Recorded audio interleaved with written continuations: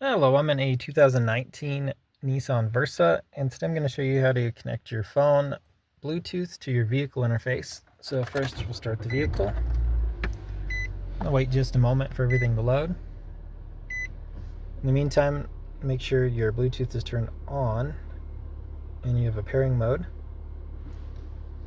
And then from your main menu, you go to Bluetooth and then connections.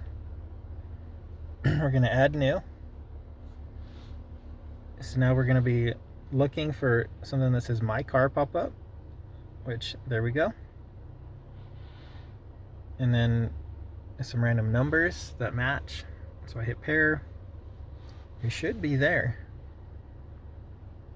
So yep, it's going to ask you something like connect your messages. I don't want to.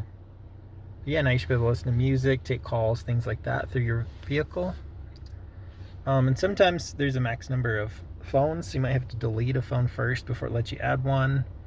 And sometimes this whole process takes a few tries, like for whatever reason technology can glitch, so you might have to, forget your network connection and then try again. Sometimes you might have to restart your car or your phone, things like that, but eventually it should work. But that's it. Anyways, I hope this was helpful. I hope you have a wonderful day.